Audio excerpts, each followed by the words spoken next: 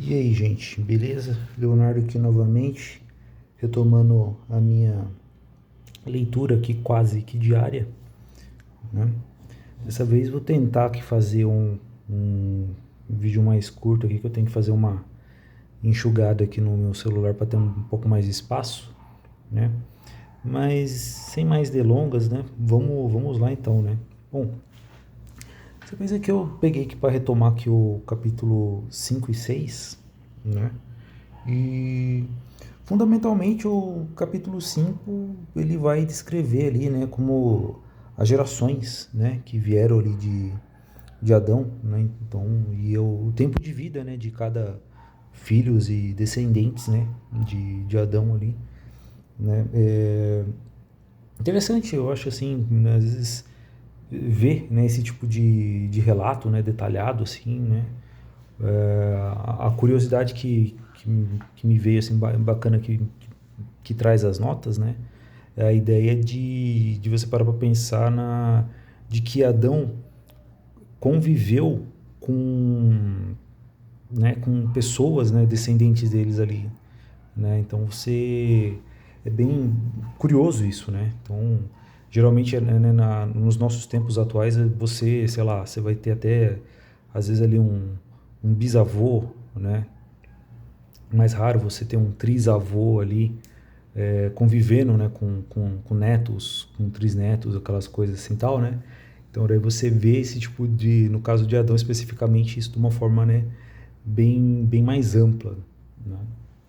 E, né, curioso, né, assim, e também traz, né, também acho que alguns questionamentos que a gente pode fazer, né, tipo, de que talvez assim a gente às vezes não vai achar todo esse tipo de respostas na Torá, né, na Bíblia, do tipo assim, pô, né, relata, né, que daí Adão morreu, mas daí às vezes não se vai explicar especificamente, você não vai ter uma explicação, né, o que aconteceu, como que foi, né, mas acho que como eu já comentei aqui em outros áudios, né, de repente a gente vai achar esse tipo de uma tentativa de resposta ou respostas mesmo assim, né, de algumas outras fontes, de alguns outros textos, né, eu acho bacana, né?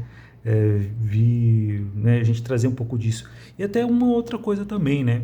É, eu acompanho também outros rabinos, né? Outras linhas espirituais, aí também outras linhas religiosas, assim, né, com um tema que eu curto, né? De entender, de buscar entender essas questões assim de espiritualidade, né?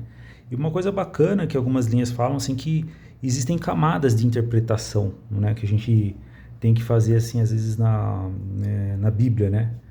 Na Torá. Então às vezes você tem ali uma linha é, literal, aí você pode ter uma linha metafórica também, né? Simbólica, metafórica, né? E você tem essa coisa assim, às vezes assim também se você tem uma interpretação é, de coisas que a gente ali, que nós humanos às vezes a gente não entende, mas está ali codificado, né, através da cabala judaica, né, que procura trazer esses significados ali mais profundos que nós, enquanto seres humanos, às vezes a gente não consegue compreender, né? Então eu acho bacana esse tipo de abordagem porque, de fato, é uma coisa que acaba acontecendo com a gente mesmo, né? É, até eu coloquei o nome do canal de espectro visível, porque eu acho bacana a metáfora que tem por trás desse conceito, né, do que é o espectro visível, né, o espectro do eletromagnetismo, né, que acaba acontecendo. Nós seres humanos, nós temos as nossas limitações, né. Então, falando especificamente, por exemplo, né, no ponto de vista da visão, né, ou da percepção que a gente tem, né, do mundo, o que acaba acontecendo com nós humanos? A gente, através da nossa capacidade de entender o mundo, né, cientificamente, aquelas coisas, daquilo que a gente vai conseguindo revelar, né, dentro da história da humanidade, a gente descobriu, né, que existe o eletromagnetismo, por exemplo, né? E então existe um espectro, uma faixa, né, do eletromagnetismo, onde você vai encontrar ali a luz visível, aí você vai encontrar raios infravermelhos, ultravioleta, né, a M, FM, né, existe né, esse espectro, né, de ondas eletromagnéticas ali, aonde a luz visível é o que o nosso olho humano consegue perceber. Nós, intelectualmente, através de recursos tecnológicos, a gente conseguiu ali descobrir e se utilizar, né, do nosso conhecimento para desenvolver o raio-x e tudo mais. Então, ou seja, a gente sabe que existem coisas que não necessariamente a nossa visão consegue perceber. Então, o nosso olho, a gente não consegue ver o raio-x, por exemplo, né? Mas a gente sabe que ele existe, assim como o ultravioleta, né, e coisas do tipo. E qual que é a metáfora, né? O que eu estou querendo dizer com isso, né? Quando eu falo assim sobre, né, o nome do canal, por exemplo, né? É para refletir sobre essa nossa limitação mesmo, né? Do quanto a gente consegue realmente perceber, né? Entender o mundo, né? De repente é aquela coisa. De repente as coisas, a nossa limitação humana, ela é feita justamente para isso. De repente para a gente passar por esse processo de a gente ter uma limitação da capacidade de a gente perceber e entender as coisas e ir aprendendo, né, com o processo de descobrindo para entendendo que esse é o aprendizado, né? Até no sentido de sim, de até mesmo diante da nossa capacidade de compreensão, de inteligência, a gente às vezes se torna arrogante, né? Então, às vezes, os seres humanos, em função da sua capacidade de inteligência, de descobrir a ciência e tal, as pessoas começam a se achar deuses. E na verdade, não, a gente faz parte, a gente não cria nada, a gente é parte da criação, a gente é resultado da criação, a gente não é quem criou o mundo, a gente é resultado da criação do mundo, a gente faz parte aqui do negócio. A gente só tem essa capacidade de repente, de perceber e interagir, né, com esse mundo, né?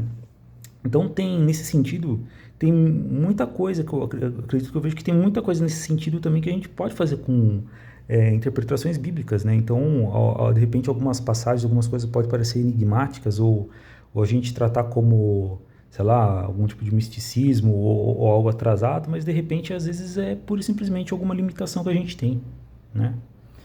Mas enfim, né? Continuando aqui, depois desse parênteses aqui, né? Eu acho um outro ponto que eu queria dar uma ressaltada aqui, né? Que daí já vamos aqui pro capítulo 6, né?